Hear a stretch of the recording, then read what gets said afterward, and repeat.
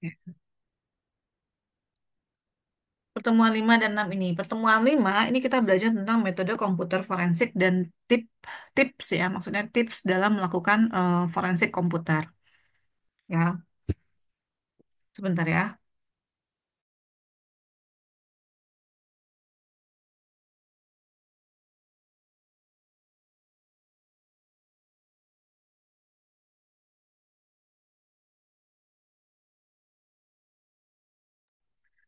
Oke. Dalam melakukan komputer forensik ada model ya. Nah, modelnya ini melibatkan tiga komponen ya, yaitu manusia, ya pasti kan orangnya yang ingin melakukan forensiknya ya. Manusia terus ada peralatan atau perlengkapan ya, lalu ada aturannya ya, seperti eh, tata pelaksanaan atau tata aturannya ya, tata tertib dalam melaksanakan forensik komputer ini.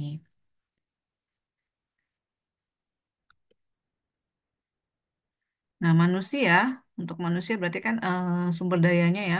Nah, manusia berhubungan dengan brainware, jadi kecerdasannya. Nah, kriterianya si usernya ini yang nantinya akan melakukan forensik komputer ya, berarti dia harus pandai ya, terbiasa dengan eh, apa melakukan pencitraan dari sebuah gambar gitu. Jadi dia sudah terbiasa mencari dari gambar tersebut mana yang eh, hoax atau yang palsu atau yang mana yang asli gitu ya. Nah, terus komputer forensik examinernya ini ya, ini ada kriterianya ya. Dia berarti si si forensik komputer ini, si manusianya, si orang yang melakukan forensik itu harus bisa memahami ya tadi ya dalam konsep komputer forensik ya. Examiner ini ya, maksudnya dia paham dan sudah terbiasa. Kemudian melakukan investigasi ya, investigatornya ya. Kemudian eh, Digital Evidence Collection Specialist. Nah, ini dia biasanya mempunyai spesialisnya di bidang apa, ya. Mungkin ada sertifikasi-sertifikasi, ya, pelatihan-pelatihan yang pernah dia ikuti, terus kemudian dia sudah pernah mempunyai apa, sertifikasi apa yang bisa diakui untuk melakukan forensik komputer. Nah, contoh yang kemarin lagi rame ini ya, sekarang ini lagi rame itu tentang ijazah dari Bapak Presiden kita yang sebelumnya ya, Bapak Joko Widodo itu sempat sedang dipermasalahkan tentang ijazahnya saat ini ya, yang sedang ramai-ramainya ya, itu dikabarkan adalah ijazahnya palsu. Nah, itu juga salah satu apa kasus yang tentang forensik komputer ya. Jadi banyak dari para ahli-ahli yang melakukan penelusuran tentang gambarnya tersebut, apakah asli atau palsu ya. Nah, yang sekarang ini kan yang sudah terkenal banget yaitu Roy Suryo ya, pakar IT. Ya, beliau sudah sudah punya banyak keahlian-keahlian dan sertifikasi yang diakui dari internasional maupun nasional ya dalam bidang forensik komputer. Nah, komputer forensik examiner ini biasanya ngapain aja ya? Nah, ini biasanya melakukan pengujian terhadap media original, ya, pengujian terhadap media aslinya, ya. Kemudian mengekstrak data bagi investigator untuk direview. Ya, nanti si investigator ya itu melakukan pengecekan ya atau review ya dari yang akan dilakukan forensik ya dari datanya tersebut gitu ya. Contoh misalkan ijazah gitu ya, ijazahnya, keaslian ijazah dari Bapak Presiden Jokowi. Ya, itu juga sebuah data yang harus dipecahkan tuh ya kira-kira benar atau apakah asli atau palsu ya. Nah, untuk melakukan forensik keahlian ini dibutuhkan 4 sampai 6 minggu pelatihan. Berarti kan memang harus belajar juga ke ini ya, ke apa lembaga profesional untuk melakukan forensik. Kemudian komputer investigator ya. Nah, ini komputer investigator harus memiliki pengalaman yang sudah teruji dan ahli. ya si investigator ini harus mempunyai pengalaman ya. Kemudian memahami jaringan komputer, internet, komunikasi dan teknologi komputer dan informasi. Kemudian untuk melakukan pelatihan ini dibutuhkan sampai 2 minggu pelatihan. Mungkin sebenarnya lebih ya, karena kan mungkin harus ada sertifikasi dan pelatihan yang lainnya yang harus diikuti. Kemudian Digital Evidence Collection Specialist, nah ini sebagai first responder ya, responden pertama ya yang harus dilakukan dalam melakukan komputer forensiknya ya, mendapatkan dan menghadirkan bukti komputer mencakup media penyimpanan ya. Nah, biasanya dibutuhkan waktu 2 sampai 3 hari pelatihan. Kemudian peralatan. Nah, peralatan yang dibutuhkan ini untuk melakukan bukti evidensi yang berkualitas dan bersih ya. Jenis peralatan itu ada software, hardware, dan media penyimpanannya. Nah, aturan. Nah, aturannya ini pastinya aturannya itu dalam melakukan penggalian data, lalu harus dapat mendapatkan datanya itu dari mana ya, lalu dianalisa, lalu disampaikan hasil penganalisannya ya. Hasil analisanya itu disampaikan dalam penyajian laporan. Ya, kemudian pemahaman hukum dan etika. Jadi harus memahami ketika melakukan investigasi dari data sebuah hasil yang dihasilkan dari komputer itu kan harus ada hukumnya ya, seperti Undang-Undang ITE ya. Nah, itu juga ada. Lalu secara tidak langsung juga berhubungan dengan etika. Kira-kira setelah melakukan pemalsuan ini pasti akan berdampak negatif ya dari kita sebagai orang yang melakukan kecurangan tersebut. Pastinya akan malu ya, kemudian akan kena hukuman dan lain sebagainya. Nah, tahapan untuk melakukan komputer forensik ya, yang pertama kita harus kumpulkan dulu data-datanya. Ya, kumpulkan data, kemudian pengujian ya, diuji, ya kira-kira dianalisa dengan menggunakan software ya, macam-macam ya software yang bisa digunakan. Nanti saya minta tolong kalian carikan tugas untuk tugasnya, cari software yang bisa melakukan forensik digital ya. Nah, silakan itu nanti buat tugas. Ya, kemudian dianalisa, kemudian dilaporkan hasil forensiknya.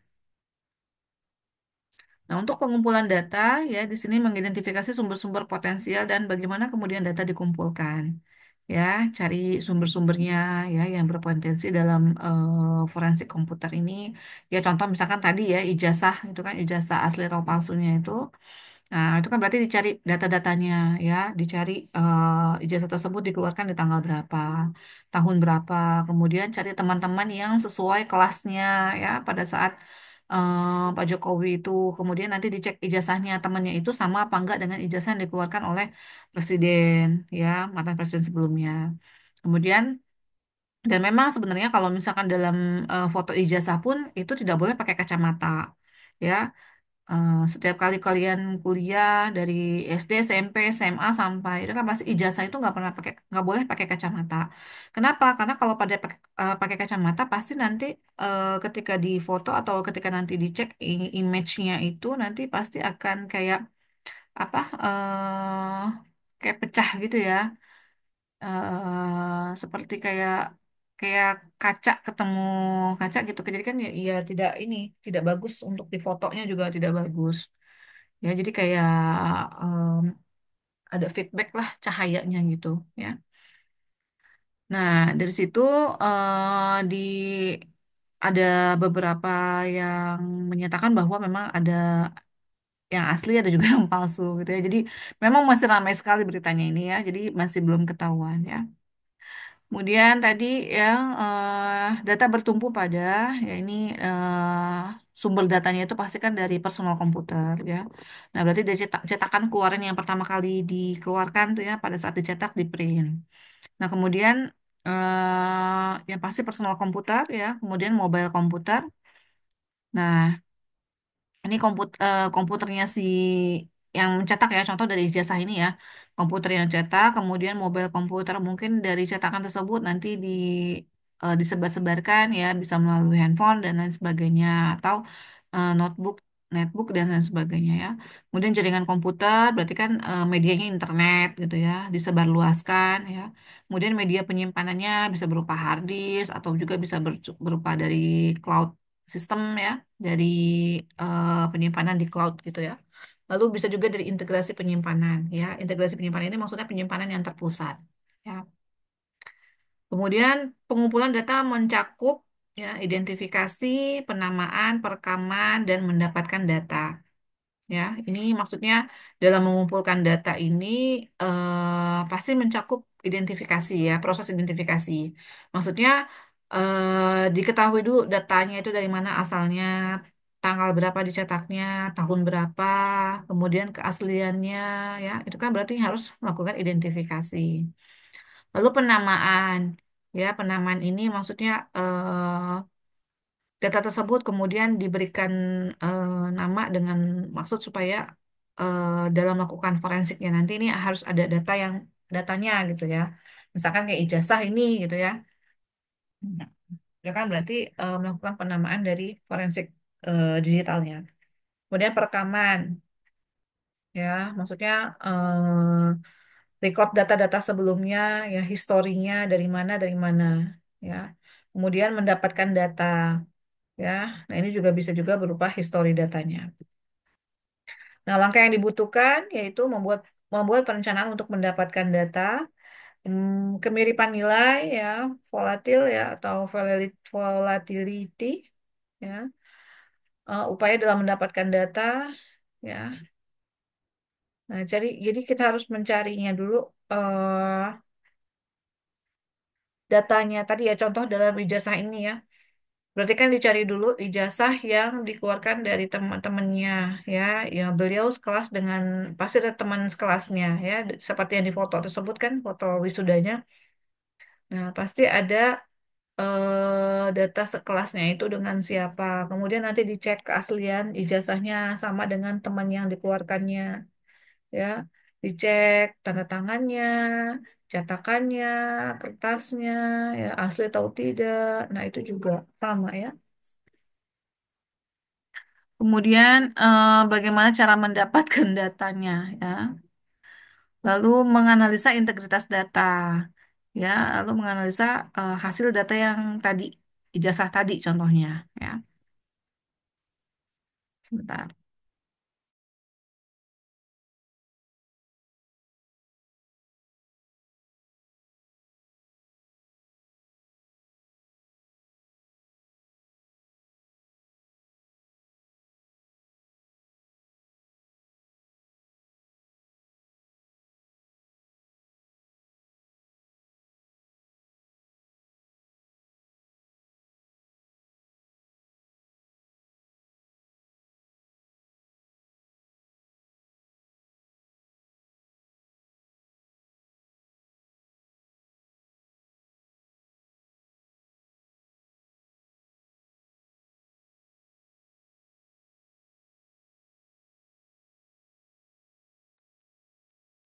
Oke.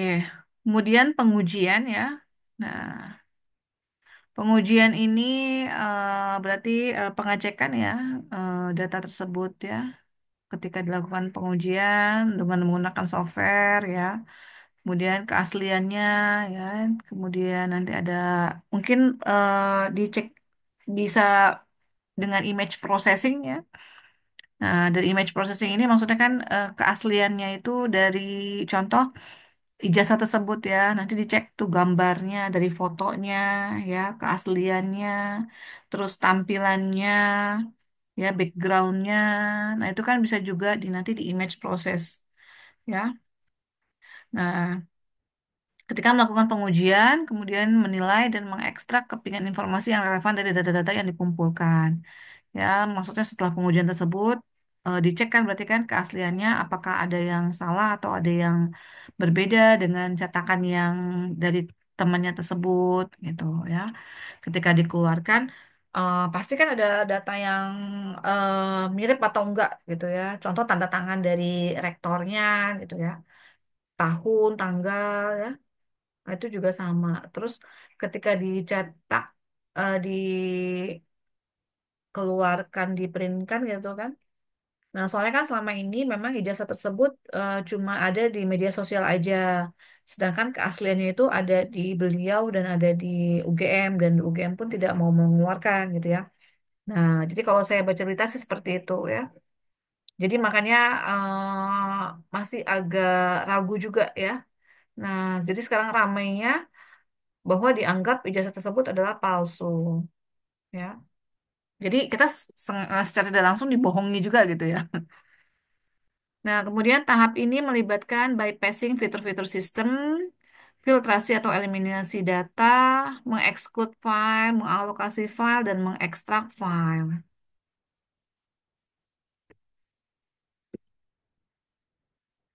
Kemudian, dalam melakukan analisa ini merumuskan kesimpulan dalam menggambarkan informasi. Nah, cakupan analisanya ini biasanya identifikasi user di luar pengguna, ya, identifikasi lokasi, ya, dicetak tahun berapa, jam berapa, kan itu ketahuan ya. Kemudian identifikasi barang, identifikasi kejadian.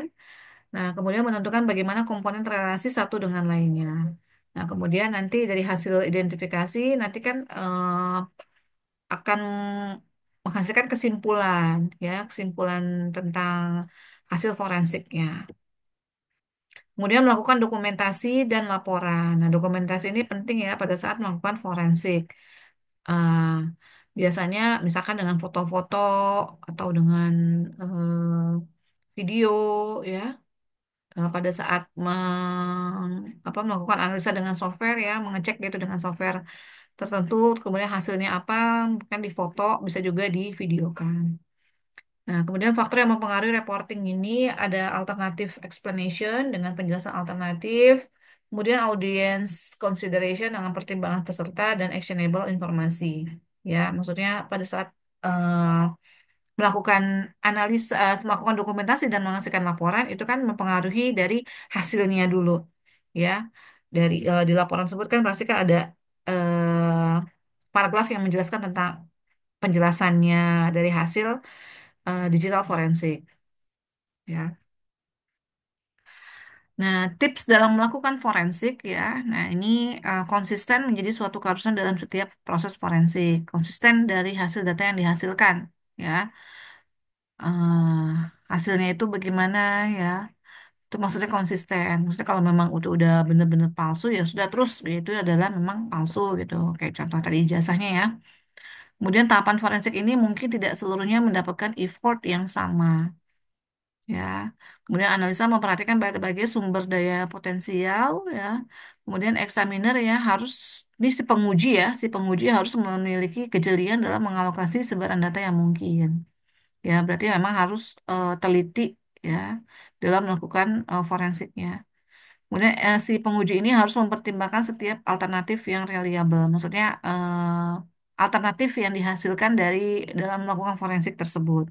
Ya.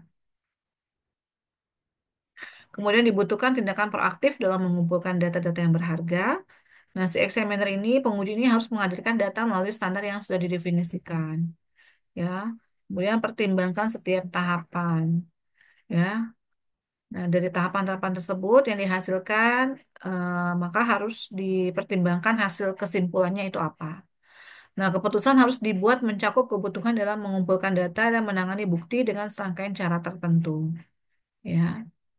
Nah, keputusan ini maksudnya kan hasilnya itu nantinya harus sesuai dengan hasil dari analisa-analisa dalam forensik.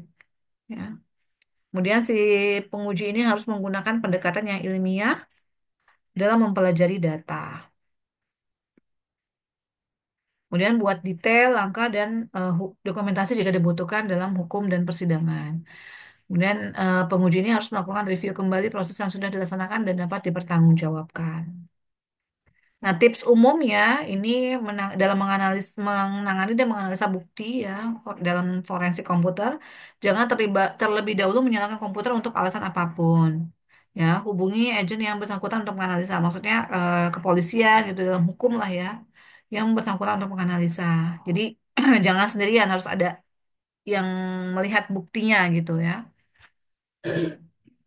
Kemudian lekatkan tandai evidence tape. Ya, maksudnya tandai adanya ketidakbenaran dalam gambar tersebut tuh yang di mana. ya. Kemudian memiliki surat izin untuk melakukan analisa terhadap komputer dan data. Nah, ini harus punya izinnya dulu, ya. Kita kan harus ada di bawah, misalkan kepolisian lah gitu ya, dalam melakukan forensik digital ini kan nggak boleh main langsung asal itu aja, gitu. Jadi harus ada izinnya, ya. Kemudian pernyataan tertulis yang sah atau ringkasan kasus untuk melegalkan eksaminer untuk bekerja. Ya, lalu buat daftar kata-kata untuk melakukan pencarian. Ya, lupakan kata tepat waktu dalam komputer forensik. Nah, ini kemungkinan memang tidak tepat waktu ya, karena dalam melakukan forensik ini pasti memang agak lama untuk waktunya. Ya, kemudian konsisten terhadap kasus dan identifikasi kepentingan. Nah, tadi ya konsisten terhadap kasusnya tersebut. Ya, cari identifikasi terus sampai menemukan bukti-bukti yang benar dan valid. Ya. Kemudian orang-orang yang menggunakan komputer ini alokasi ke ruang komputer untuk melakukan indikasi apakah ada indikasi komputer terindikasi dengan jaringan atau tidak. Ya, maksudnya hasilnya itu akan apa ya, kebenarannya itu benar atau tidak gitu ya. Ada indikasi ke keabsahan atau kevalidan dari gambar tersebut. Ya, contoh tadi ijazah gitu ya. Kemudian indikasikan apakah terdapat enkripsi atau password protection. Ya, nah dari ada enkripsinya atau enggak. Ya, kan berarti kan sumber ini kan dari si komputer ya. Nah, apalagi tahun dulu itu kan komputer masih dalam bentuk yang tabung-tabung besar, terus printernya juga masih printer yang bunyi cet cet cet cet cet gitu ya, masih printer yang namanya itu apa ya, saya lupa deh. Ya, kemudian secara umum hanya komputer dan media penyimpanan untuk keperluan forensik. Nah, untuk tips bagi pemula, nah investigasinya sederhana.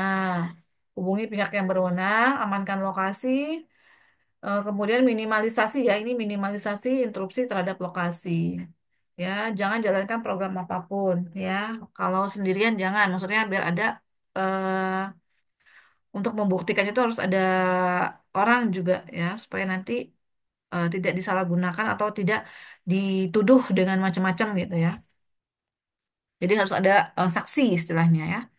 Jangan biarkan user menggunakan komputer, kemudian kumpulkan dan dokumentasikan sumber data lainnya. Amankan barang yang berhubungan dengan bukti, ya. Nah, barang bukti itu harus diamankan dengan sebaik-baiknya. Kemudian mulailah dokumentasi chain of cost, ya. Maksudnya chain of eh, ini maksudnya chain of cost tadi kali ya. Chain ini kan maksudnya keberhasilan ya, dalam mendokumentasikan harus dengan kunci keberhasilan. Ya. Oke, ini untuk pertemuan 5 ya. Dan pertemuan 6-nya,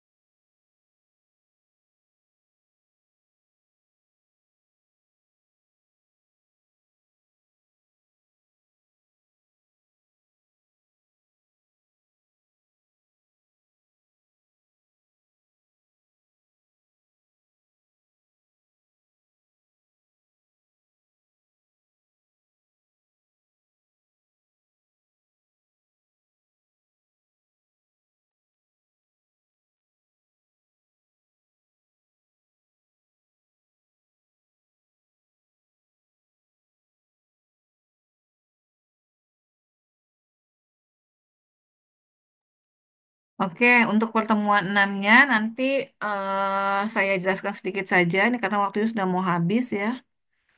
Terus untuk tugasnya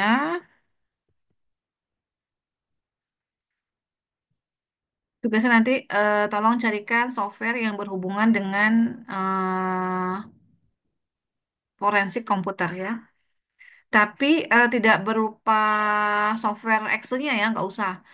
Cukup sebutkan saja dalam bentuk Word ya, kemudian cara menggunakannya seperti apa. Nanti dibuat rangkuman aja. Ya, misalkan gini, software yang biasa digunakan itu ada auto phishing ya, auto auto apa ya sebetulnya auto phish gitu ya, auto phish ya. Auto PHSY gitu. Ya, nah itu salah satu software yang dibutuhkan untuk forensik. Ya, nah cari tahu tuh ya bagaimana cara kerjanya software tersebut, kemudian nanti di capture-capture ya caranya. Atau bisa juga image processing, ya. Itu juga sama, itu bisa juga digunakan untuk forensik komputer, ya. Nah, ini kemudian nanti di pertemuan ini ada standar dalam metodologi komputer forensik. Nah, ini standar ini dalam menggunakan dalam melakukan forensik komputer ya, harus ada metodenya, ya. Nah, biasanya apa yang diperlukan dalam melakukan standarisasi komputer forensik, ada bahasa pemrograman, tadi softwarenya, kemudian sistem perangkat komputernya, perangkat keras, dan softwarenya yang sudah memiliki standarisasi. Berarti kan harus ada standarisasinya yang dilakukan internasional. Nah, kemudian organisasi sudah memiliki prosedur, sudah ada SOP-nya, ya metode atau aturan yang berbagai macam untuk melakukan proses. Kemudian masalah inkompatibilitas ini selalu muncul seiring dengan perkembangan komputer dan komunikasi. Pasti seiring dengan perkembangan digital sekarang ini banyak software-software juga yang berkembang, ya. Nah, pasti harus diupdate ya dari software tersebut. Nah, kebutuhan akan standarisasi di level manapun sudah menjadi kebutuhan, ya. Di masa sekarang, kebutuhan akan ahli komputer forensik menjadi penting untuk penegak hukum. Nah, ini ya untuk penegak hukum, pemerintah, perusahaan, dan individu. Nah, kalau sekarang ini kan kayak Roy Suryo itu kan berarti dia masih dalam bentuk pakar IT, tapi dia belum dimasukkan belum masuk dalam struktur pemerintahan gitu. Maksudnya dia bukan seorang dari kepolisian gitu, bukan dari anggota kepolisian. Jadi mungkin beliau masih dalam mencari ya, melakukan apa melakukan penelusuran terhadap data yang dikeluarkan dari komputer gitu ya. Ya macam-macam ya kayak video yang banyak beredar waktu itu ya. Terus foto-foto yang keasliannya ini bener apa enggak nih fotonya atau diedit itu kan pasti biasanya beliau yang suka langsung ramai gitu ya. Nah, kemudian jadi dibutuhkan suatu standar metodologi yang pasti dalam melakukan analisa dan penyelidikan forensik komputer. Nah, ini ada beberapa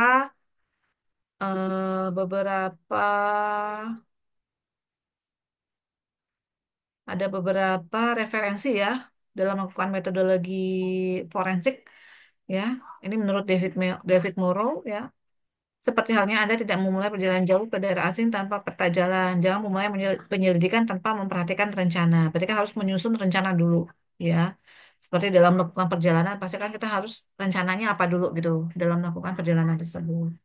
Dan kemudian mengikuti metode standar merupakan hal penting demi kesuksesan dan efektivitas komputer forensik.